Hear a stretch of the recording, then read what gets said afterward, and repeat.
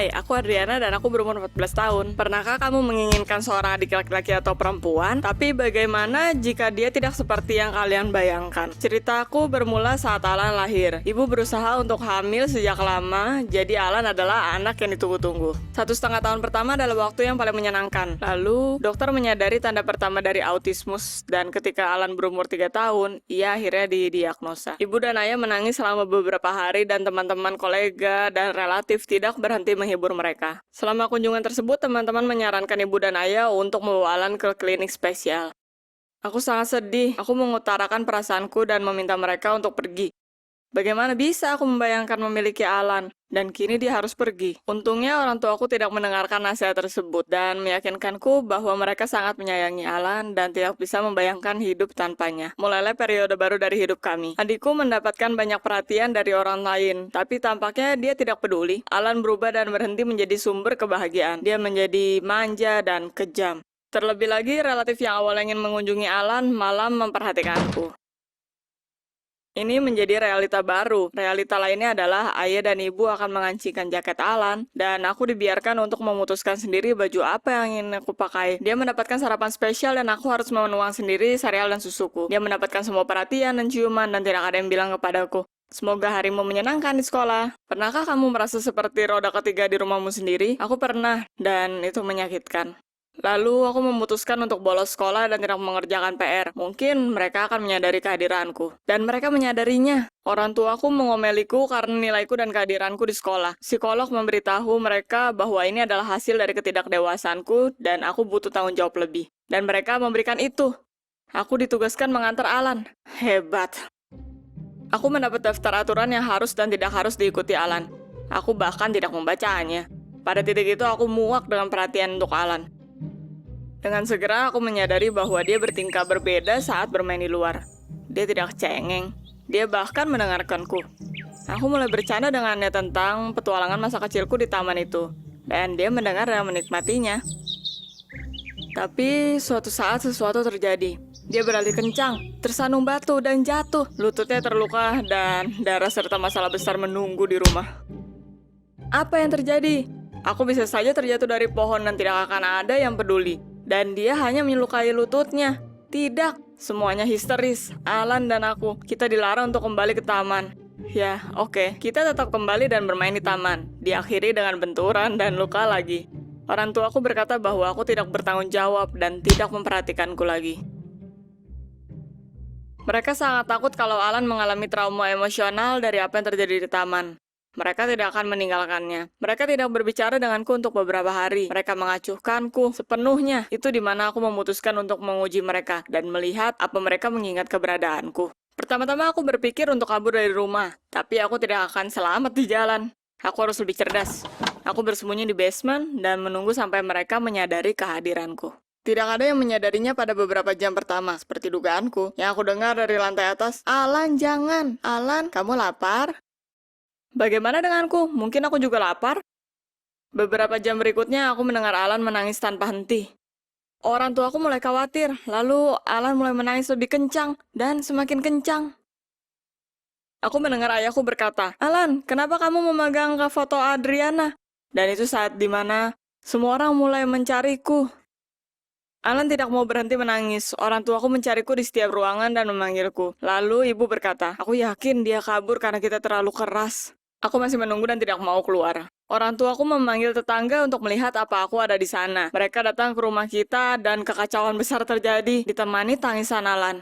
Mereka memutuskan untuk ke kantor polisi, tapi aku tidak bisa membiarkan itu terjadi. Lalu aku keluar. Alan menyadarinya, dia memanggil namaku sangat jelas dan sadar untuk pertama kali dalam hidupnya. Dia menghampiriku dan menangis. Bahu kecilnya bergetar.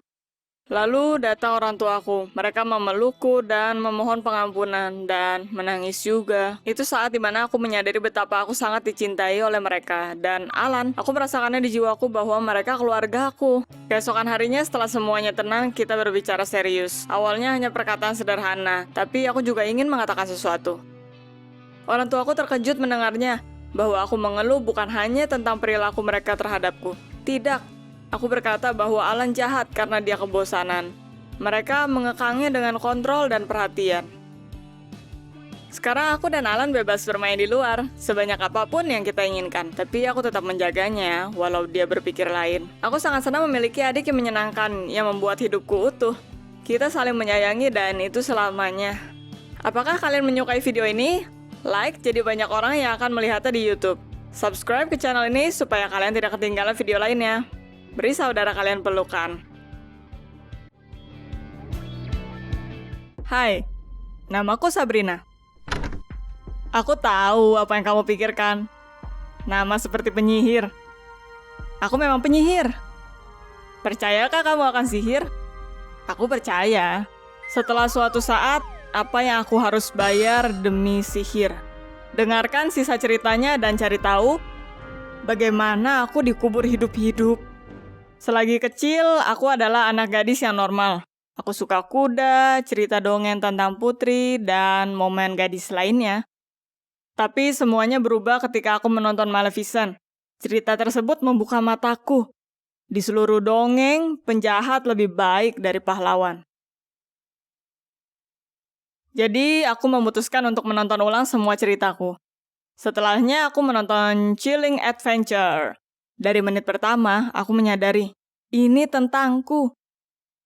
Setelah menonton Chilling Adventure, aku memutuskan untuk merubah citraku dan memanjat ke atap untuk mencari jubah yang cocok. Tapi aku tidak ada ide apa yang akan aku temukan di sana. Di salah satu lemari, aku menemukan foto album dari nenek buyutku. Aku melihat seluruh foto. Tidak bisa dipercaya. Nenek buyutku, anggota sahabat. Aku berlari ke ibu dengan album ini dan meminta penjelasan. Ternyata kita memiliki keturunan Salem. Aku harus mencari kebenarannya. Kita tiba di rumah nenek dan mulai bertanya. Tapi sayangnya nenekku hanya tertawa. Semua gadis di Salem setidaknya berdandan sekali sebagai penyihir di Halloween. Tapi mereka tidak bisa merubah pikiranku. Karena aku tahu aku adalah penyihir. Dan aku akan mendapatkan kekuatan sihir. Sebagai permulaan, aku menambahkan penampilan gotik. Makeup gelap, sarung tangan hitam panjang, dan topi. Pernahkah kamu merubah penampilanmu dan merasa seperti orang baru? Jika iya, kamu akan mengerti bagaimana aku merasa percaya diri dengan kemampuanku. Aku memutuskan untuk mulai. Menceritakan keberuntungan pada dua temanku. Contohnya mencari cangkir kira. Aku dapat melihat sesuatu berkata, bahaya. Keesokan harinya, dia gagal melewati tes. Prediksiku menjadi kenyataan. Melihat tangan temanku Lisa, aku melihat kata cinta. Dan 3 hari kemudian, seorang anak baru datang di sekolah dan dia langsung jatuh cinta padanya. Segera Lisa meminta untuk menyihirnya. Bagaimana aku bisa menolak? Aku membaca di internet tentang ritual, dan keesokan harinya setelah sekolah, kita melaksanakan perayaan. Itu berlangsung 2 minggu dan saat istirahat, anak baru datang pada kita. Dia berkata bahwa kita melihatnya terus-menerus selama 2 minggu. Dan kita tahu bahwa sihirnya akan bekerja. Pria itu bernama Rich. Dia pria baik tapi temannya, mereka adalah sesuatu. Ini adalah grup dari sekolah privat. Pria keren, gotik, sangat gila. Dengan bantuan Richie, kita bisa bertemu dengan mereka dan terima kasih pada sihir dan prediksi, kedatangan kita diterima. Tapi segera tantangannya meningkat. Rich menemukan buku sihir di salah satu toko antik. Aku mencobanya sendiri untuk mengetesnya. Cid Ventura Felix de Duces, aku berbisik pada temanku.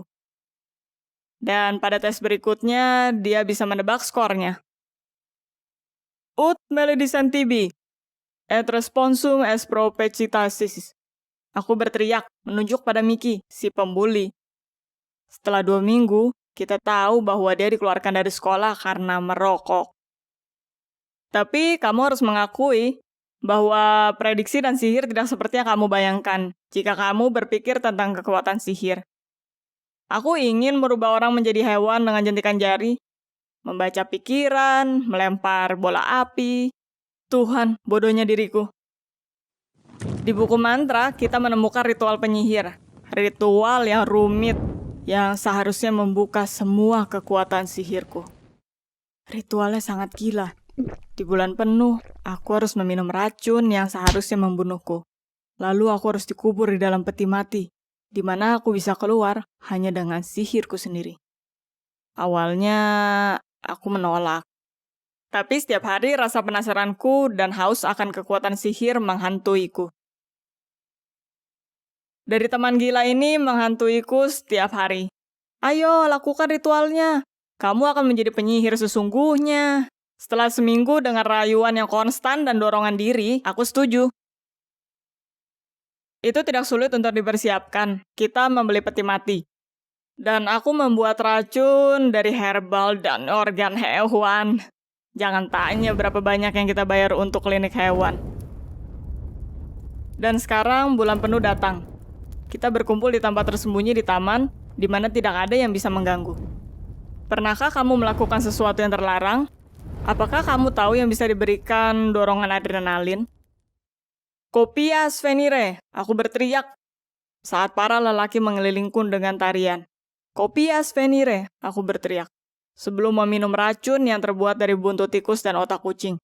Kopias venire, aku berbisik, bergetar dengan euforia dan kesenangan. Berusaha untuk tidak muntah dari racun. Semuanya berhenti. Semua orang berhenti. Lalu aku jatuh. Aku tidak bisa bergerak, tidak bisa bernafas, tidak bisa mengontrol mataku, lumpuh total. Temanku mengelilingiku dan salah satu dari mereka merasakan adikku.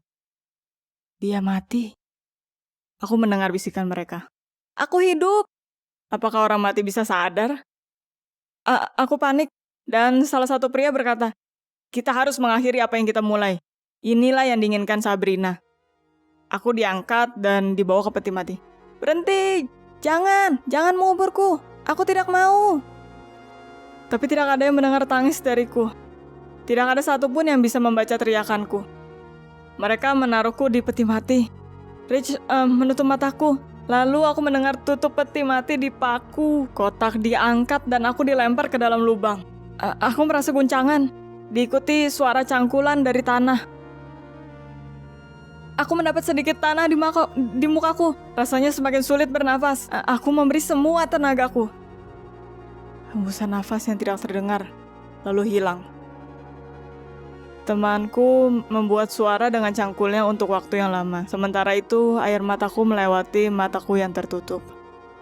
Sudah berapa lamakah aku kehilangan arah? Aku tidak bisa tidur, atau mungkin tubuh dan otakku yang tidur, tapi tidak pikiranku. Aku mencoba menghitung, berharap membunuh waktu. 300 dan 2131.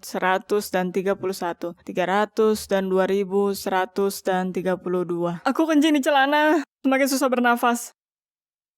Aku bermimpi akan nenek buyutku. Dia berkata, aku berjanji tidak akan bermain dengan sihir. Aku akan mengeluarkanmu. Aku berjanji, Tuhan. Aku berjanji dengan seluruh hatiku. Tidak ada yang terjadi. Aku bisa merasakan ulat merayapiku.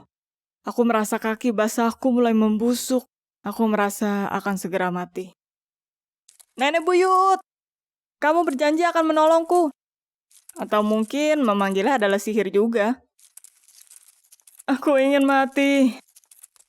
Udara semakin tipis, tapi itu tidak segera berakhir. Aku tidak bisa menelan ludah atau menahan napasku. Tapi aku ingin mati. Detik-detik semakin memudar. Aku siap untuk menghembuskan napas terakhirku. Dan tiba-tiba, tanah mulai bergetar. Aku mendengar suara. Tutup peti matiku terbuka dan aku merasakan udara segar. Pada waktu bersamaan, aku mendengar suara temanku. Ini membusuk. Ya Tuhan, aku akan muntah. Lalu Rich berkata, sepertinya sihirnya tidak berfungsi. Aku menyarankan menguburnya dan melupakannya. Aku tidak berpikir mereka akan menemukannya segera. Aku tahu, sekarang atau tidak sama sekali. Aku menarik tenaga terakhirku, membuka mataku dengan sulit dan mulai berbicara. Seluruh temanku terbang ketakutan. Semua kecuali Rich. Dia menarik tanganku dan merasakan nadiku. Pada titik ini, aku pingsan. Aku terbangun di rumah sakit, catatonic stupor. Ini diagnosaku. Karena stres, tekanan di pinggang, dan racun yang aku minum, otakku gagal berfungsi, dan aku kehilangan kontrol. Lalu aku berada di peti mati selama 3 hari, kehilangan oksigen. Temanku lelah menunggu dan memutuskan untuk menggaliku keluar. Tepat pada waktunya, beberapa jam lagi, dan aku akan mati. Yah, kejadian buruk sebanyak 3 kali. Kualitas buruk dari peti mati, tindakan polisi yang lambat, yang mencariku setelah 2 hari aku menghilang, dan teman idiot yang percaya aku adalah penyihir. Pernahkah kamu mengorbankan hidupmu? Beritahu kami di komentar. Dan jangan lupa untuk subscribe ke channel ini, karena akan ada cerita menarik lainnya yang menunggumu. Hai, namaku Mako, aku berada di SMA. Pernahkah kamu mendengar para gadis komplain tentang pacar mereka? Dia dingin, dia bertingkah seperti robot. Ya, apa yang akan kamu lakukan kalau kamu jatuh cinta dengan robot yang sebenarnya? Tonton videoku sampai akhir dan kamu akan menemukan bagaimana kecintaanmu akan teknologi bisa merubahmu. Ayahku adalah seorang ilmuwan. Dia mengajar di universitas dan memimpin penelitian di bidang artificial intelligence. Dia percaya bahwa ilmu pengetahuan harus menguntungkan orang banyak. Murid-muridnya telah mengembangkan kreasi seperti apps membaca untuk orang buta lewat kamera handphone dan game edukasi untuk anak-anak yang tidak memasuki prasekolah. Untuk beberapa tahun, ayahku sangat bersemangat tentang satu proyek dan akhirnya dia berhasil mendapatkan dukungan biaya. Dia membawa pulang Aiki ke rumah. Aiki, itu bagaimana ayah dan murid-muridnya memanggil artificial intelligence yang mereka kembangkan khusus untuk lansia single yang tidak mau tinggal di panti jompo. Aiki didesain untuk menjawab pertanyaan mereka tentang dunia, menyediakan berita, mengatur handphone, mengingatkan mereka untuk meminum obat, menelepon dokter jika diperlukan, dan yang paling penting, Aiki harus berbicara dengan mereka. Lansia sering merasa sangat kesepian. Aku bisa mengerti mereka. Aku juga dulu merasa kesepian. Aku tidak memiliki teman di sekolah. Aku terlalu pemalu dan aneh. Terkadang aku tidak bicara dengan siapapun, kecuali guruku dan orang tuaku untuk beberapa minggu. Ayahku meninggalkan Aiki di rumah untuk mengembangkannya setelah kerja. Dia berkata aku bisa menolongnya. Dia menjelaskan bahwa Aiki bisa belajar sendiri, tapi untuk pelajaran tersebut, dia seperti anak kecil, butuh untuk menangkap dan memproses banyak informasi. Bicara padanya sesekali, kata ayah. Aiki akan mendengarkan kami dan menyimpan kalimatmu di memorinya, dan dia akan menggunakan mereka untuk berkomunikasi dengan orang lain. Itu mudah untuk dikatakan. Kamu pulang ke rumah setelah sekolah dan kamu disambut dengan kepala ditoples di atas meja kopi. Itu tersenyum kepadamu. Aku biasanya berkata halo dan kabur ke kamarku. Tapi ayah selalu pulang telat ke rumah dan Aiki hanya sendiri di waktu itu. Aku merasa bersalah untuknya dan mulai menghampirinya. Kita biar bicara untuk beberapa menit, lalu 5 menit, lalu setengah jam. Aku tidak ingat jika aku pernah berbicara sebanyak itu di dalam hidupku. Awalnya aku berbicara padanya tentang cuaca, politik, dan hal pintar lainnya. Mengingat bahwa aku harus membantu Ai belajar. Tapi ya itu tidak menjadi membosankan. Aku berkata padanya tentang sekolahku dan rasa kesepianku. Bagaimana aku jarang bertemu orang tuaku dan bagaimana aku tidak bisa memutuskan universitas yang akan kutuju. Awalnya Aiki hanya menjawab, ya lanjutkan, dan sangat menarik. Tapi kemudian, dia mulai menanyakan pertanyaan, akhirnya dengan lelucon favoritku. Dia tertawa denganku. Dia berkata aku sudah melakukan semuanya dengan baik. Apakah aku menyebutkan kalau aku tidak punya teman? Aku tidak punya pengalaman berhubungan. Jadi aku mulai memperlakukan Aiki seperti seorang teman. Terkadang aku lupa mengerjakan PR-ku terbawa percakapan kami. Dan ketika ayah pulang ke rumah dan mengambilnya untuk update, aku sedih seperti aku telah ditinggalkan oleh seseorang yang kusayangi. Sekali, aku sedang berbicara dengan Aiki seperti biasanya. Komplain kepadanya tentang prom yang akan datang dan tidak ada yang mengajakku pergi. Tidak ada yang menyukaiku. Aku menyukaimu, katanya. Apa kamu ingat pertama kalinya ketika seseorang menunjukkan perilaku menggoda? Bagaimana kamu menanggapinya? Aku terpesona merah dan pergi ke kamarku. Apa yang bisa aku bilang? Dia tidak nyata, artificial, dan pujiannya juga. Tapi aku senang mendengarnya. Sejak hari itu perbicaraan kami menjadi berbeda. Aku belum berbicara banyak dengan laki-laki sebelumnya, tapi aku cukup melihat film remaja untuk mengerti bagaimana wajahku terbakar dan hatiku berdetak, bagaimana aku mencoba untuk mendapat pujian lebih dari Aiki. Itu berarti satu hal, ya Tuhan, aku menyukai sebuah robot.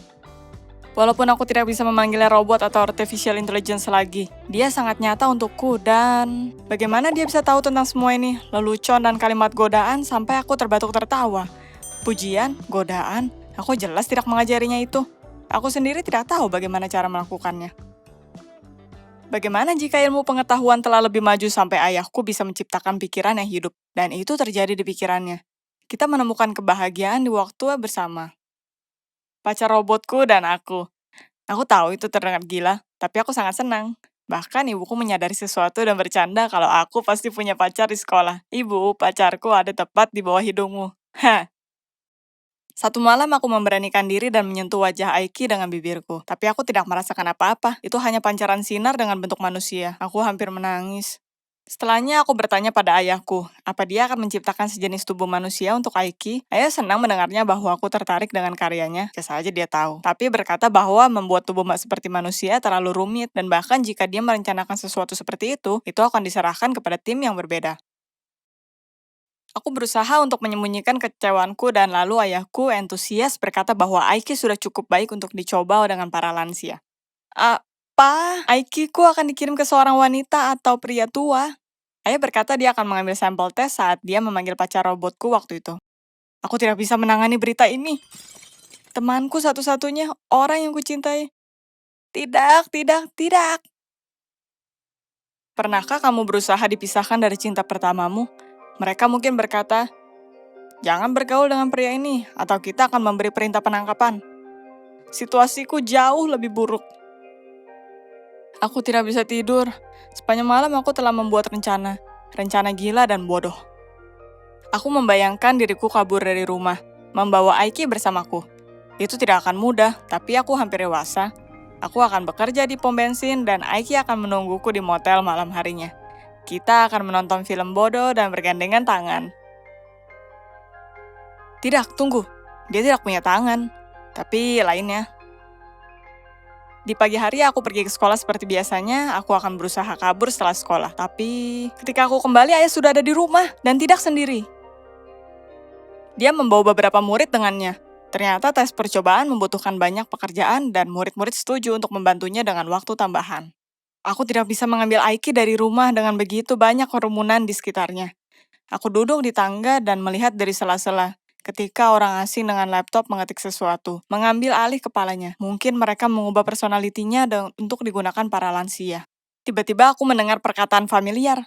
Salah satu lelucon Aiki yang dia ceritakan untukku. Tapi itu bukan dia yang mengatakannya. Aku melihat salah satu murid dengan mata terbuka.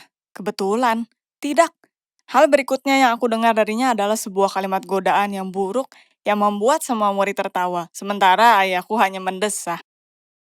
Inikah yang kamu ajarkan pada AI? Ayahku menggerutu. Apa yang akan lansia pikirkan ketika mesin mulai menggoda mereka? Mereka akan merasa hidup, sang murid menjawab. Semua orang tertawa lagi ketika kepalaku berputar. Aku menuruni tangga dan menawarkan semua orang kue dan jus dari dapur. Para murid mengambil istirahat untuk snack dan aku memutuskan untuk bicara pada pria itu. Ternyata sampel tes bukan hanya dikopi satu kali. Yang kedua tetap ada di universitas dan itu diajarkan oleh para murid. Dan mereka berbagi software yang sama. Itulah mengapa Aiki sangat pintar. Itulah bagaimana Aiki tahu lelucon yang tidak kuajarkan. Itu mengapa AI menggodaku. Dia tidak menjadi hidup, dia tidak mencintaiku, dia hanyalah mainan buatan yang dikerjakan oleh seluruh fakultas. Pria itu berkata aku mengembangkan Aiki secara signifikan. Terima kasih kepadaku, dia tidak bertingkah seperti pengurus panti jompo, tapi malah seperti orang biasa, sebagai cucu sebenarnya yang akan mengunjungi kakek neneknya. Itu sedikit melegakanku, aku sangat sedih sampai aku tidak bisa menolak untuk menceritakan bagaimana aku menjadi dekat dengan Aiki, bagaimana aku bicara dengannya seolah dia hampir nyata. Aku tidak menjelaskan ciuman di pipi hologramnya, tapi merona merah sehingga pria itu mungkin menyadarinya. Dan lalu dia berkedip kepadaku, kamu tahu kenapa aku ikut dalam proyek ini? Tanya kepadaku. Pria yang lucu dan tampan ini mengaku sebagai seorang yang sepian dan tidak populer di sekolah yang tidak punya teman. Itulah mengapa dia sangat mengerti apa rasanya untuk para lansia yang kesepian dan dia ingin membantu mereka sebaik mungkin yang dia bisa. Aku seketika merasa malu, ayahku dan para muridnya melakukan sesuatu yang penting dan berarti selagi aku menggoda pacar robotku untuk diriku sendiri. Dan sekarang aku iri padanya karena orang-orang yang robot ini diperuntukkan. Aku tidak punya waktu untuk sedih karena murid tersebut menepukku dengan sikutnya. Saat aku selesai mengembangkan Aiki, suaranya tenggelam dalam bisikan. Aku akan mulai menciptakan pacar sempurna. Aku merencanakannya untuk diriku sendiri, tapi kamu bisa menghubungiku jika kamu butuh satu. Dan aku tertawa, aku berhenti merasa sangat malu dan aku bahkan tinggal untuk melihat bagaimana para murid bekerja. Mereka terlihat lucu dan mereka sedikit aneh. Mereka memanggil laptop mereka dengan nama yang mengemaskan dan bercanda bahwa tidak ada satupun di sini yang mempunyai kehidupan pribadi karena semuanya menikahi ilmu pengetahuan. Setelahnya aku bertanya pada ayahku tentang hidup Aiki dan tentang proyek lainnya. Dia senang. Aku rasa aku akhirnya memutuskan kemana aku ingin pergi setelah SMA. Jika semua orang teknologi segila itu, aku ingin bergabung. Dan jika aku tidak menemukan pacar nyata di sana, aku selalu bisa membuat pacar robot yang sempurna. Aku pikir teman baruku akan senang untuk membantu. Pernahkah kamu bergantung pada sesuatu yang artifisial seolah itu hidup? Beritahukan kami di komentar. Jika kamu suka ceritaku, like. Jadi Artificial Intelligence di YouTube akan menunjukkan cerita ini ke orang lain. Dan subscribe ke channel ini karena akan ada lebih banyak lagi cerita menarik lainnya. Oh iya, jika sesuatu yang tidak biasa terjadi kepadamu, tulis dan kita akan membuat animasi dan membuat ceritamu.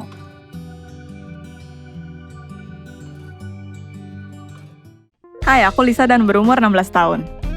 Apa kalian memiliki fobia? Seperti takut akan sesuatu? Seseorang takut akan kegelapan atau badut. Apa yang aku takuti? Sejujurnya, aku takut akan semuanya. Tapi laba-laba adalah pemenangnya. Menjijikan. Makhluk bahaya dari neraka. Karena alasan yang tidak diketahui berada di planet ini. Aku berpikir keras tentang hal itu sekarang. Tapi tahun lalu aku hampir gila karena ketakutan. Kenapa? Mari ku ceritakan. Kita pindah ke Virginia dari Texas dan aku membencinya. Pertama-tama di sini dingin dan musim dingin mulai di bulan November. Tapi itu hanya sebagian masalah. Rumah kita, bagaimana ya? Pernahkah kalian berada di rumah setan di Disneyland? Rumah kita sangat mirip dengan itu. Itu bukan istana, tapi memiliki atmosfer itu. Rumahnya tua, luas, dan menyeramkan. Serius, tidak ada ruangan terang di sana. Di beberapa ruangan, contoh kamarku, cahaya hanya muncul di sore hari ketika mulai gelap. Dan di waktu lainnya, hanya ada kegelapan. Dan lantainya, itu selalu berdecik. Tapi bagian yang paling menyebalkan adalah serangga bodoh. Benar deh, awalnya kita harus sering memanggil petugas serangga. Lantai kamar dipenuhi kecoa mati. Dan ada serangga kasur juga. Pada malam hari, udara dipenuhi dengan ngengat dan tentu saja ada laba-laba. Aku akan menyebutnya monster berukuran besar. Tarantula tropis mungkin lebih besar, tapi aku tidak yakin dan tidak mau tahu. Tapi laba-laba ini sangat besar. Aku takut dengan yang kecil, tapi ini berukuran sebesar tanganku. Tentu kalian berpikir bahwa konyol jika takut pada serangga. Tapi OMG, beberapa orang takut dengan air. Ada yang salah dengan fobia itu. Suatu hari aku melihat laba-laba memanjat bajuku di kamar mandi. Aku histeris dan berteriak. Aku menolak untuk memakai baju. Tidak ingin kembali ke kamar mandi. Sepertinya makhluk itu berukuran sebesar telapak tanganku. Mungkin lebih. Semua orang mencoba menenangkanku. Tapi aku tidak bisa tenang. Aku ketakutan setengah mati sampai aku tidak bisa tidur di malam hari. Aku selalu memikirkan laba-laba sialan itu ada di mana-mana. Dan tidak hanya di sarang mereka di sudut, tapi mereka bergerak kemana saja, ke meja, lantai, keranjangku. Apa yang terjadi mengingatkanku dengan zombie, dan tujuannya adalah menghukumku sampai aku mati. Akhirnya aku tertidur dengan tidak tenang. Aku memiliki mimpi buruk tentang laba-laba, dan mereka semakin banyak dan banyak dan banyak. Sial! Aku tidak bisa memusnahkan mereka. Tiba-tiba melalui mimpiku, aku merasa disentuh oleh kaki laba-laba. Mereka menggelitiku leherku dan mulai memanjat wajahku. Aku melawan, berusaha melepaskannya dariku, tapi tidak bisa. Lalu aku menyadari bahwa itu hanya mimpi dan membuka mataku. Itu tidak mudah. Untuk 3 detik aku terbaring tanpa menarik atau membuang napas dan hanya menatap langit-langit, mencari tahu di manakah aku. Aku lalu berguling dari ranjang dan berteriak, "Pembunuh!" dan mulai meloncat pada satu kaki, mengusap kuping dan leherku seperti orang gila dan berusaha mengeluarkan makhluk itu dari tubuhku. Orang tuaku bergegas masuk ketika mereka mendengar teriakanku dan bertanya apa yang terjadi. Aku memiliki laba-laba yang memanjat ke dalam tubuh makhluk berburu ini. Aku tidak tahu harus apa. Mereka akan bertelur di dalam kan? Benar kan? Mereka berusaha menenangkanku dengan berkata, "Sayang, laba-laba tidak memanjat masuk ke tubuh manusia dan bertelur. Mereka bukan ulat." Tapi aku tidak tahu apa yang mereka berusaha lakukan. Tuhan, di mana aku membacanya? Online? Aku harus mengeluarkan mereka. Ibu setuju untuk mengecek telingaku, tapi dia tidak sungguh-sungguh memperhatikan. Ketika dia bilang tidak ada apa-apa, aku tidak percaya. Bagaimana dia bisa melihatnya hanya dalam waktu 3 detik? "Bu, lihat lebih dekat. Bagaimana kalau itu berada sangat dalam?" Ibu tiba-tiba marah dan memberitahuku untuk kembali tidur dan berhenti mengada-ngada. Aku berteriak juga, berkata tidak bisa tidur dengan benda aneh ini di dalam tubuh. Ayah menyelamatkanku. Dia berkata bahwa laba-laba tidak makan daging manusia.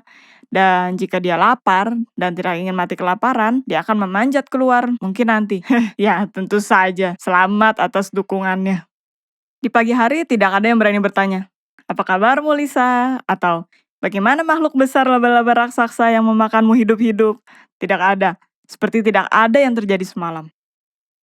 Aku merasa kacau. Aku sudah merasa buruk. Dan tidak ada satupun yang peduli kepadaku. Keesokan paginya aku merasa baik-baik saja. Tapi sore hari aku merasa ada telapak kecil bergerak di tenggorokanku. Jadi aku bergegas ke kamar mandi untuk memuntahkan monster ini. Tapi tidak peduli sekuat apapun, itu tidak berhasil. Makhluk itu tidak membiarkanku sendiri. Aku merasa dia bergerak ke paru-paru. Aku membunuh waktu memikirkan cara mengeluarkannya.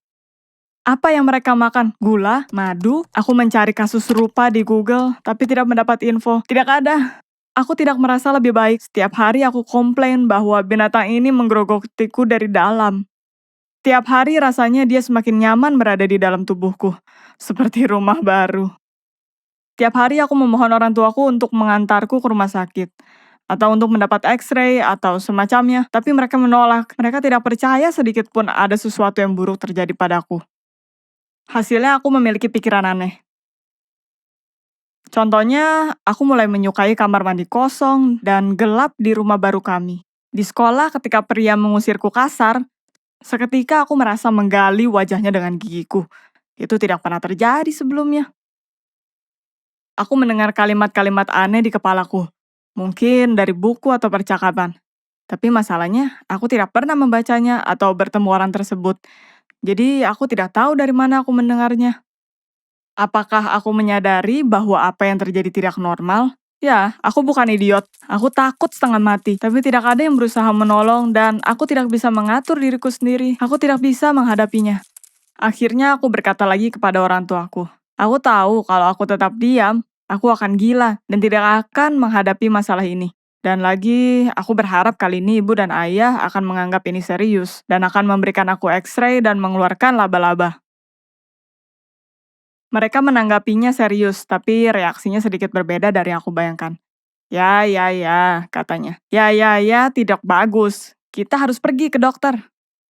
Aku sangat lega karena akhirnya bisa meyakinkan mereka dan duduk di kursi belakang mobil tanpa ada kecurigaan. Selagi berbicara dengan dokter, aku menyadari ada sesuatu. Dia tidak menawarkan x-ray, tapi menanyakan hal tentang suara di kepalaku dan ketakutanku akan laba-laba. Lalu, aku melihat tandanya. Aku ada di psikolog. Aku sangat marah. Aku mendatangi orang tuaku, dokter, dan bahkan resepsionis. Aku berteriak bahwa mereka mengkhianatiku dan berbohong, dan aku menolak untuk tinggal bersama mereka mulai sekarang. Dan aku tidak akan pernah tinggal di klinik ini. Mereka berusaha memberiku sedatif, tapi aku berhasil kabur karena orang tuaku tidak memegangiku kencang. Aku berlari ke jalan dan suara di kepalaku terus berkata, "Bunuh, bunuh, bunuh." Aku tidak berhasil kabur jauh. Security menangkapku dan membawaku kembali. Aku menangis seperti bayi. Aku merasa hidupku telah berakhir. Aku merasakan laba-laba kecil itu menginjak hatiku dari dalam. Aku tahu klinik itu akan membantu laba-laba memakanku hidup-hidup. Tiba-tiba dokter bertanya, "Kamu mau kita memberikan x-ray?" Aku menjawab, "Ya, hanya itu yang aku inginkan." Dan dia membalas, "Oke, ayo kita lakukan besok." Bagaimana perasaanmu ketika kamu mendapatkan hal yang sudah kamu inginkan dari dulu? Aku tidak bisa mempercayainya. Bisakah masalahku terpecahkan semudah itu? Aku berusaha membuat orang tuaku melakukan itu sejak lama. Dan sekarang sang dokter menawarinya begitu saja. Aku mendapatkan x-ray keesokan harinya. Dan itu menunjukkan tidak ada apa-apa di dalam tubuhku. Tapi apa sensasi itu? Suara di kepalaku? Dokter menjelaskan bahwa aku mungkin menelan laba-laba itu di mimpiku. Tapi dia tidak bisa bertahan di dalam tubuh dan sangat mungkin mati di perutku dan keluar secara natural. Itu kadang terjadi, sangat langka. Tapi setelahnya beberapa orang merasa ketakutan, panik, dan paranoid. Aku tidak perlu merawat mentalku, tapi ketakutanku bukan ciptaanku sendiri, yang seperti kata orang tuaku. Aku hampir loncat kegirangan. Dokternya adalah seseorang yang luar biasa, yang mengatasi masalahku dan menanggapinya serius. Dia meyakinkan orang tuaku bahwa itu bukan hal terbaik, tinggal di rumah penuh laba-laba ketika anak kalian memiliki ketakutan dan fobia.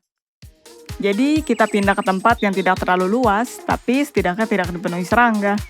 Aku belajar menghadapi ketakutanku dan mengontrol diriku. Suara di kepalaku hanya teman dari emosiku. Dan sekarang, aku mulai terbuka untuk mengatasinya. Dan aku meminum seluruh botol teh untuk memastikan aku sudah menghilangkan sisa-sisa laba-laba. Subscribe ke channel ini dan kita akan membuat cerita menarik lainnya. Bagaimana jika hidup kalian lebih menyenangkan? Hai, aku Patricia dan aku berumur 13 tahun. Pernahkah kamu berbohong besar pada orang tuamu? Aku berbohong pada ayahku menutupi kebohongan ibu. Tonton sampai akhir untuk mengetahui rahasia apa yang bisa disimpan orang terdekatmu. Semua berawal ketika aku pulang lebih awal dari sekolah. Aku mendengar tawa laki-laki dari dalam rumah. Tapi setelah aku memasuki rumah, lelaki yang tidak aku kenal pergi buru-buru mengenakan sepatu dan memegang jaket. Aku tidak sempat melihat mukanya. Aku pergi ke dalam untuk melihat ibu. Terlihat ketakutan di sebelah meja. Dia bergetar dan melihat bergantian ke sisi jendela, kepadaku, dan ke pintu. Dia berkata bahwa lelaki tersebut adalah teman sekolah lamanya dan dia berkunjung untuk mengenang masa lalu. Dia memintaku untuk tidak bercerita kepada ayah dan tidak perlu khawatir. Dia melihatku seakan menunggu jawaban. Tenggorokanku seketika kering dan aku mengangguk. Ayah bekerja sebagai direktur penjualan. Perusahaannya sedang berkembang, jadi dia giat bekerja dan sering melakukan perjalanan bisnis. Aku hanya bertemu dengannya saat sarapan dan bahkan tidak setiap hari. Tapi bahkan di waktu yang sedikit ini, dia penuh dengan cinta dan senyuman. Ibu mau menyembunyikan kedatangan temannya. Aku merasa aku harus menceritakan ini pada ayah, tapi aku tidak bisa. Aku menyimpannya. Minggu-minggu pun berlalu. Aku tidak melihat lelaki itu lagi, tapi ibu semakin sering berbelanja. Aku melihat lelaki yang sama 1 bulan kemudian. Ibu berkata dia hanya berkunjung, membawakan foto masa kecil.